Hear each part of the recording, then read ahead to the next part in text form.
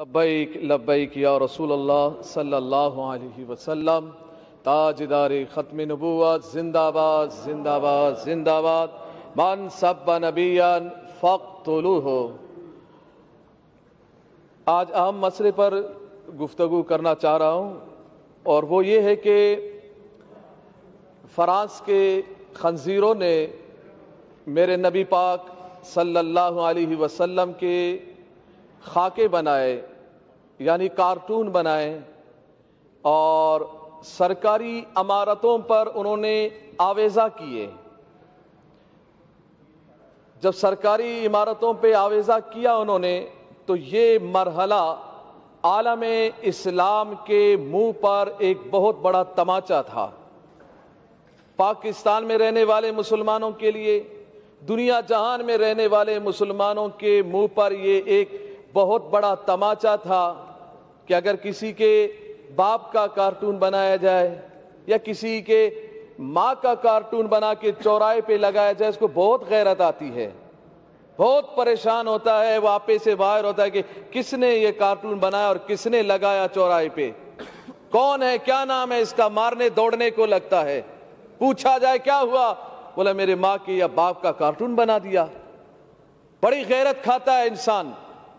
جب ہمارا عقیدہ یہ ہے، میں تو چاروں طرف سے یہی سن رہا ہوں دائیں بائیں سے کہ نبی اکرم صلی اللہ علیہ وسلم کی عزت پر کوئی دو رائے نہیں ہے، مگر مجھے نہیں سمجھ میں نہیں آ رہا ہے دو رائے کیسے نہیں ہے۔ آپ کی رائیں تو کسی اور طرف جا رہی ہیں، آپ کی رائیں تو یہود و نصارہ کی طرف جا رہی ہیں۔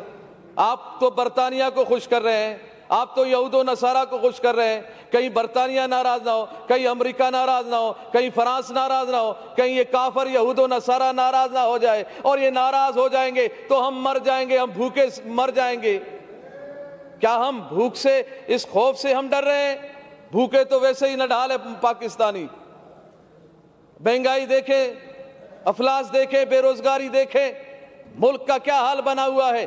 پھر ہم یہ کہتے ہیں کہ نہیں معیشت تباہ ہوگی۔ نہ، معیشت تباہ تب ہوتی ہے، زندگیاں تباہ تب ہوتی ہیں، ملک تباہ تب ہوتے ہیں، اقوام قوم تباہ اس وقت قومیں تباہ ہوتی ہیں جب رسول اللہ کی عزت پر پہرے داری نہ ہو، جب ہم بے غیرت بن جائیں، اپنے کانوں میں ہم روئیہ ڈال دیں اور اس بات کو ہم گوارا کر جائیں کہ میرے نبی کے خاکے بن جائیں، اور ہم آنکھوں کو بند کر لے، زبان کو بند کر لے، کان کو بند کر لے، ہیلے بہانے کرے کہ ملک تباہ ہو جائے گا، ہم تباہ ہو جائیں گے، معیشت ختم ہوگی۔ نہ، پیدا کرنے والا میرا رب ہے، رزق دینے والا میرا رب ہے۔ جب میرا رب رزق دینے والا ہے، کافروں کو بھی رزق میرا رب دیتا ہے، تو پاکستانیوں کو بھی رزق میرا رب دیتا ہے۔ رسول اللہ کی عزت و عظمت اگر نہیں ہوگی تو پھر پریشانی آئے گی، پھر ملک تباہی کی طرف جائے گا، پھر ملک بربادی کی طرف جائے گا، پھر معیشت خراب ہوگی، پھر لوگ پریشان ہوں گے۔ جب تک رسول اللہ کی عزت و عظمت پر ہم پہرے داری نہیں دیں گے، یہی حال ہوگا۔ اور یہی حال ہوا کہ ہمارا معاہدہ ہوا، جو کہتے ہیں ہم ریاست مدینہ کے دعوے دار ہیں، مگر ہمیں احتجاج کرنا پڑ رہا ہے رسول اللہ کی عزت کے لیے۔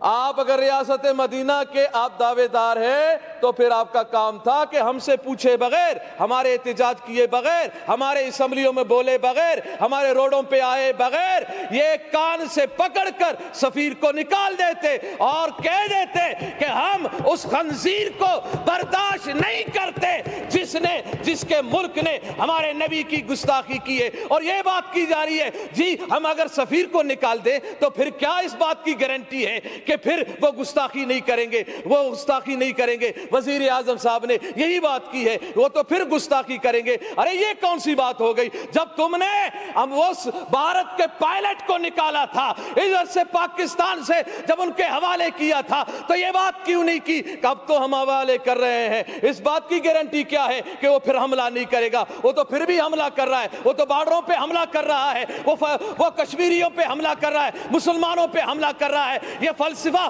اپنے پاس رکھو، یہ بزدلانہ فلسفہ ہے، یہ بزدلانہ فلسفے میں اپنے آپ کو مت چھپائیں، بلکہ رسول اللہ کی عزت کے لیے غیرت کے لیے. وہ نور الحق صاحب نے یہ کہا کہ جی یہ تو علماء و مشائخ سے زیادہ عاشق رسول ہے عمران خان. میں نے کہا اتنا بڑا عاشق رسول منت میں کروں کہ گستاخ کو نکالو, منت سماجت ہم کریں, ہاں خون ہم بہائیں, زخمی ہمارے لوگ ہو, پریشان ہم لوگ ہو, FIR ہم پہ کاٹی جائے, مقدمات ہم پہ ہو, اور کہتا یہ ہے کہ میں عاشق رسول ہوں, میں عاشق رسول ہوں. آج اس اسمبلی کے ممبر ہمارے ایک شہزاد بھائی نے کہا میں تو غازی عبد القیوم صاحب کے خاندان سے ہوں, میں اس لڑی سے ہوں. ماشاءاللہ میں نے کہا بہت اچھی بات ہے, آپ کی رگوں میں تو عاشق رسول کا خون دوڑ رہا ہے, تو ہونا تو یہ چاہیے تھا کہ جب ہم رسول اللہ کی عزت کے لیے روڈوں پہ ہم بیٹھے تھے, پرامن احتجاج کر رہے تھے, آپ کو چاہیے تھا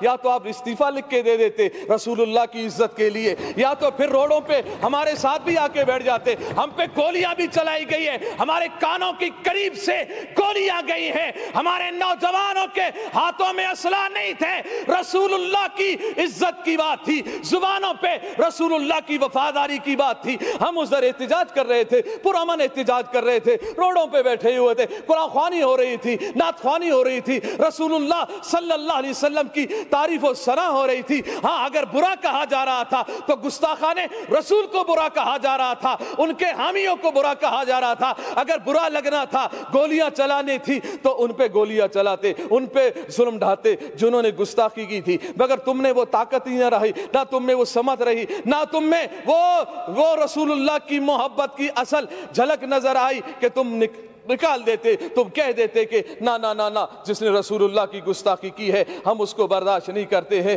تو اس وقت میں پوری اسمبلی سے اس وقت میں اس مرحلے میں ہوں, میں نے لاشیں اٹھائی ہیں, ہم نے لاشیں اٹھائی ہیں رسول اللہ کی عزت کے لیے. ہم نے نوجوانوں کو سینوں پر گولیاں کھاتے ہوئے دیکھا ہے, مگر ہم نے ان نوجوانوں کو تاریخ سلام کرے گی, گولی سینے پہ کھانے کے بعد بھی, چوٹ پانے کے بعد بھی, زخم برداشت کرنے کے بعد بھی ان کی آخری لبوں پر یہی بات تھی, لبیک لبیک لبیک یا رسول اللہ. اور ان کی زبانوں پر یہ بات تھی کہ یا رسول اللہ ہم نے اپنی جان تیری محبت میں, تیرے ناموس کی حفاظت میں, ختم نبوت کی حفاظت کے لیے اور اس ملک پاکستان میں نظام مصطفیٰ کو قائم کرنے کے لیے ہم نے جان دی ہے. مجھے یقین ہے انشاءاللہ ان نشستوں پر جو آپ بیٹھے ہیں انشاءاللہ وقت آنے والا ہے کہ یہاں پر نظام مصطفیٰ کے ماننے والے ہی بیٹھیں گے انشاءاللہ. وہ پھر بات زبردستی نہیں ہوگی, آپ ہمیں زبردستی روڈوں سے اٹھاؤ گے, آپ ہمیں زبردستی پیارے محبوب علیہ السلام کی عزت سے روکو گے, گولیاں چلا کے نا نا نا نا, اس بات کو دبا نہیں سکتے. زبردستی روڈوں سے اٹھایا جا سکتا ہے, ڈنڈے چلانے سے. اچھا مجھے یہ بتایا جائے میڈم اسپیکر صاحبہ, مجھے یہ بتایا جائے کہ روڈوں پر جو احتجاج کرتے ہیں, PTI کے احتجاج کرنے والوں پہ کیوں گولیاں نہیں چلی؟ نہیں چلی, کہاں ہے, کدھر چلی ہے, کہاں ہے تمہاری لاشیں؟ سٹاپ نہیں کریں, آپ ڈسٹرب نہیں کریں. کوئی اگست کی لاشیں نہیں ہے, ان پہ کیوں گولیاں نہیں چلی؟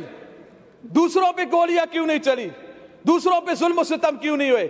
اور یہ کون سے قانون میں ہے کہ پرامن کوئی احتجاج کر رہا ہو, کسی پولیس والے کو, کسی رینجر والے کو کس نے حق دیا ہے کہ پرامن احتجاج کرنے والوں پر لاٹھی چلائے؟ یہ کوئی قانون نہیں ہے لاٹھی چارج کرنا, کوئی قانون نہیں شیل برسانا, کوئی قانون نہیں ہے گولیاں چلانا. کون سا قانون ہے؟ یہ قانون کو ہاتھ میں لیا گیا ہے, ظلم کیا گیا ہے. ان شہداء کا مطالبہ ہم کرتے ہیں کہ جن کے کہنے پر یہ گولیاں چلائی گئی, وہ ایک آوارہ, ایک وزیر جو آوارہ گھومتا رہتا ہے, سگریٹوں پہ سگریٹ لگا رہتا ہے, کش پہ کش لگا رہا ہوتا ہے کہ جی میں یہ کر دوں گا, میں وہ کر دوں گا. میں نے کہا بس کر, چپ کر بے وقوف کہیں کا, تو کیا کرے گا, تیرے اندر طاقت کیا ہے؟ ارے کرنے والا تو میرا رب ہے, میرے رب کے عذاب میں آ گئے تو پھر پکڑ ہی پکڑ ہے.